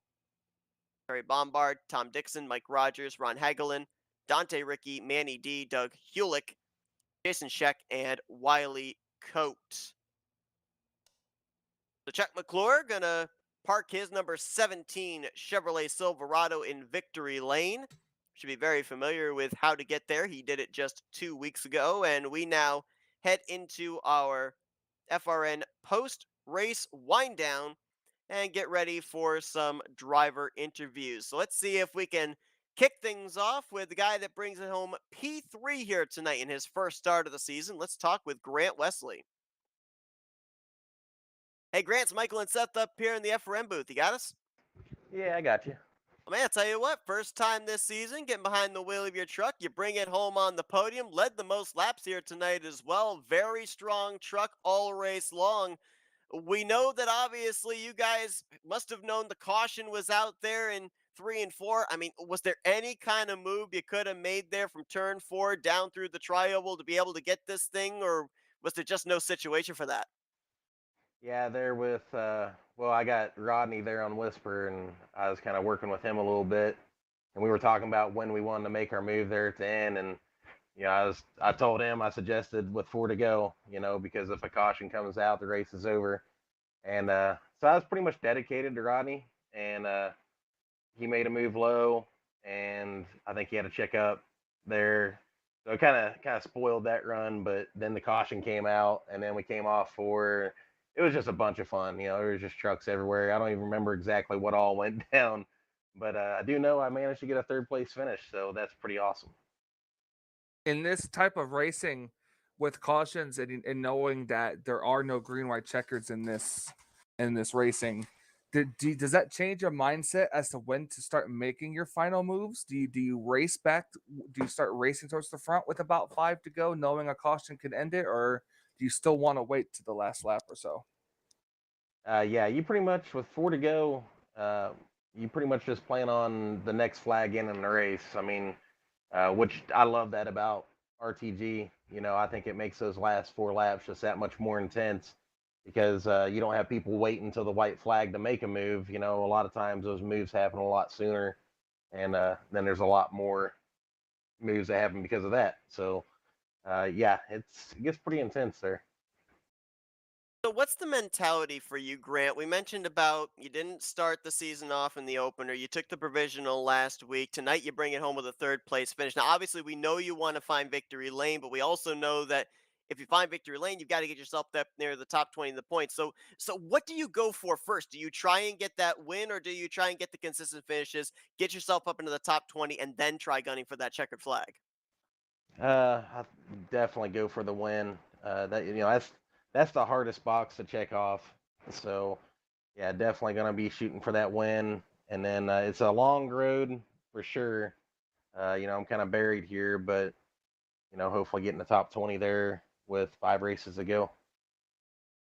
Well, the point stand's already updated. 11 spots gained here tonight by you with this podium finish from 44th now up to looks like a three-way tie for 33rd. So beginning that climb and certainly expecting to see you continue that climb during the course of this regular season. Congrats on the great run. And now we'll give you the opportunity to thank some sponsors and do some shout outs. Yeah, thanks to you guys. It's pretty awesome. You guys are back broadcasting this season. The races are always a lot of fun to watch back. I'd like to thank the owners here, Sean Prime and David Cannon. They do an awesome job, giving us a great place to race. I'd like to thank the admins, Josh and Wiley and Tim. I'd like to thank all my friends and family who watch and my girlfriend, Brittany. That's Grant Wesley. He's your third place finisher here tonight in the third race of the 56th season of the RTG Talladega Challenge Series. Congratulations once again, and best of luck next week. Yeah, thanks. And also congratulations to Chuck on his second win. That's pretty awesome for him. We'll be talking to him in just a few moments down in victory lane. But first, let's now talk to the guy that brings it home. Second place here tonight, Rodney Sullins. Hey, Rodney, it's Michael and Seth up here in the FRM booth. You got us? I sure do, guys.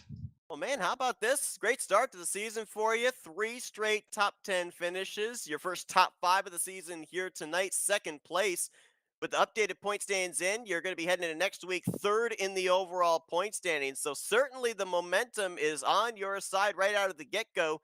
Almost picked up that checkered flag here tonight. What little more do you need? Because seemed like you were right there through the tri-oval. Yeah, pulled to the outside. Grant went with me. We had a little run going, but just not enough track left. I'd actually kind of made a move to the inside a couple of laps earlier, and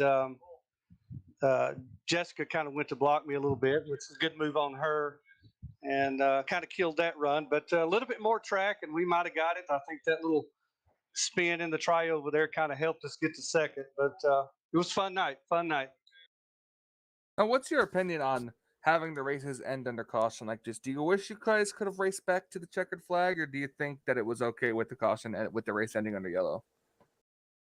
Man, I always like to race back. The race ending under caution that just kind of, you do race back, to get that yellow, and that's exciting. But you want to go to all the laps. You want to finish the race, and knowing that you got to race till that checkered fell.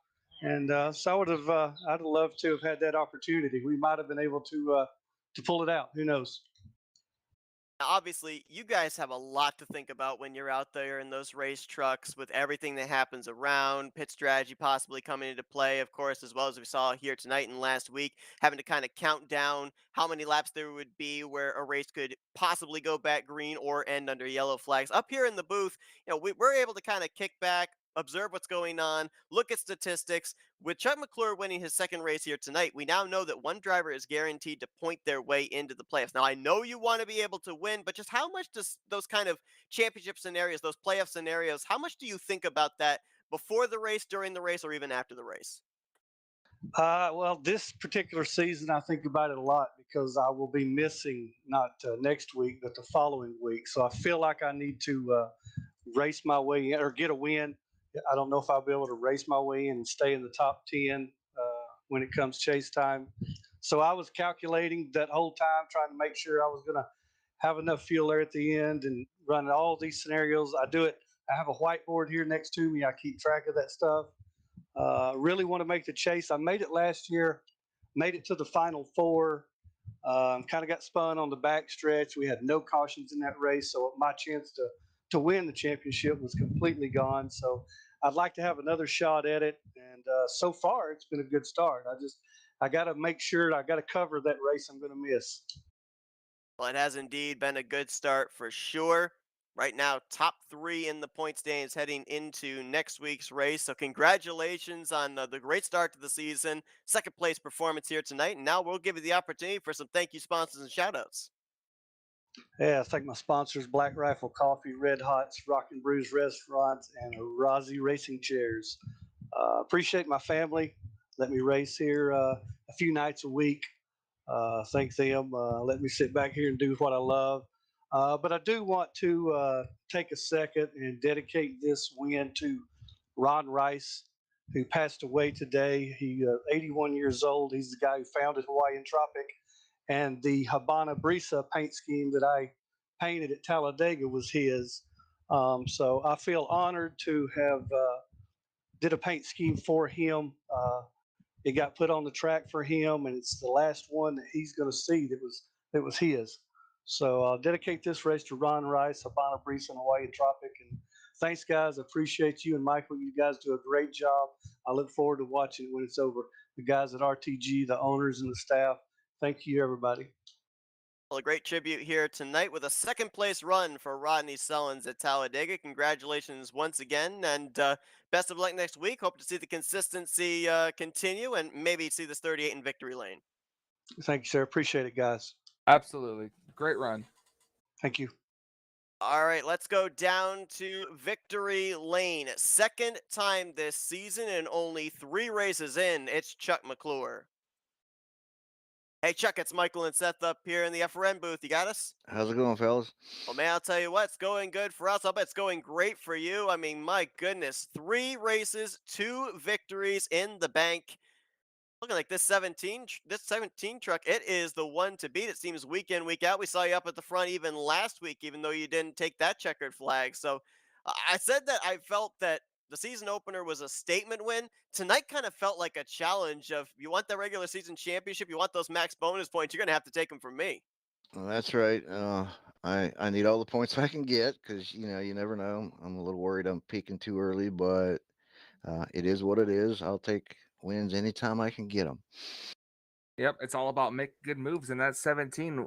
You out there were making the best moves at the right time too. At any point, we saw a decent amount of cautions this week over from last week. So did that play into any part of the strategy? Did that make things like breathe a sigh of relief when that caution came out to where you didn't have to pit with close to 5 laps to go? Right. I think I had enough anyway. But yeah, I didn't want to see a green flag pit stop because I didn't have first gear and I was losing like 10 spots on pit road every time and it was tearing me up. So a big question that Michael and I were asking was, with the fact that we have the possibility of races ending under caution, we had it here tonight, we had it last week. We ask a lot of the drivers that finish second and third, when do you start planning to make your moves? But I want to kind of reverse that question and ask you as the race leader. I mean, when do you start going on the defensive? When do you start keeping more of an eye on your rearview mirror rather than out the windshield, realizing that we're getting to a point of no return where the next flag is going to end the race? Honestly, I do it all the time, but when it gets down to 5 to go, it's on. That's when they're serious, and that's when you really got to watch what you're doing. I'll tell you what, Chuck, tremendous start to your year. You pick up 2 victories here in the first 3 races. It's going to be interesting to see if you can pick up a couple more during this regular season. It also kind of already puts us in a scenario for playoffs. As mentioned, being a multi-time winner, we now know that a driver is going to point their way into the playoffs. So congratulations on a job well done here tonight. And you know the drill. We've done this before a couple of weeks ago. We're going to turn that mic over to you for some victory lane thank you, sponsors, and shout outs. I appreciate it. First, I need to thank RTG. This is like the best place to race with the toughest competition, and anytime you can get a top 10 here, you're doing something great. And of course, you guys at putting on a great broadcast, and my teammates helping me out, having a little plan going there. And if one of us falls back, maybe we protect each other, maybe we go. It just depends. Want to shout out to everybody watching um, from Marshall County Schools, friends and family, and special congratulations to Claire Evans for graduating high school tonight and getting her diploma. And she's on to bigger and better things. So yeah, it's been a pretty good night. It has indeed. Chuck Mcclure gets to burn it down once again here at Talladega, win number 2 on the season. Congratulations once again, Chuck. Go enjoy that victory, and best of luck next week. Maybe we can see you go for 3. I appreciate it, fellas. Have a good night. So as Chuck Mcclure continues his celebration here this evening, Tell you what, Michael, I'm not necessarily certain I was going to predict a multi-time winner this early on in the season. I said at the beginning of the broadcast, I felt we were going to have one or two multi-time winners, but not necessarily two wins in the first three races. Chuck McClure's on fire right now. Absolutely. And you never know what to expect. I mean, any one of these drivers could win this race if they're in the right place at the right time. So to see a multi-time winner, it's pretty special that they know exactly what to do and can get it done and back it up at the same time. And something that I seem to hear all the way across the board, this was back when we did the last season that we broadcasted of this series, and it's even more so being announced here this season. Drivers realizing the level of competition in the series and putting more and more emphasis in putting the truck in victory lane. We heard Rodney Sullivan say, I'm going to miss a week. I got to get myself in victory lane and kind of quell the worries of possibly not locking myself into the playoffs. Grant Wesley missed a week, had to take a provisional last week, a great run tonight, but he feels first on his checklist before getting to the top 20 in the point standings is to get himself in victory lane, get that checkbox checked off. I think that that's pretty much the mentality of a lot of these drivers, and we even saw it here tonight with Chuck McClure. Already has a win in the bank, but he went out there, he wanted to get another one, he closed out the deal. So now the ball is in the court of one Richard Martin. Can he end up being a multi-time winner next week? I mean, we talk about these huge fields. There's a lot of drivers that want to deny them their opportunity at multiple wins, but McClure wasn't denied tonight. So maybe a lot of heads going to be turned in the direction of the 43 truck next week. Yeah, absolutely. And I can't wait to see who's going to come out as the winner for next week, especially. But you never know how the race is going to go. Could be green flag all the way. Could be a caution fest. Could be a mix of in between. But so you never know what you're going to get when you come to Talladega. It's Talladega. Absolutely unpredictable. Well, early on in the season, great finishes for some drivers, poor finishes for others. The point standings got shuffled up again, folks. A lot of drivers gaining multiple spots, a lot of drivers losing multiple spots. It's going to be an entirely different looking landscape when we head into next week's race, race number 4 of the RTG Talladega Challenge. We hope you will join us for that next Thursday night. The green flag scheduled to fly at 9 p.m. Eastern Standard Time. Michael, it's been another thrilling finish here tonight at Talladega, and I appreciate you joining me in the booth. Absolutely. It's always fun. I can't wait to see what next week brings. Absolutely. Congratulations once again to Chuck McClure on his second win of the season, the 56th season of the RTG Talladega Challenge Series. That's exactly how old I am. Well, you said I was 66. Now you say I'm 56. You got to make up your mind. But thank you all for tuning in. We'll see you next Thursday night. For Michael Norman, I'm Seth Cole. You've been watching another broadcast courtesy of the Flatout Racing Network. This broadcast is the copyrighted work of Flatout Racing Network and may not be rebroadcast, retranslated, or used in any form without the express written consent of Flatout Racing Network and iRacing.com Motorsports Simulations. Flatout Racing Network would like to thank you for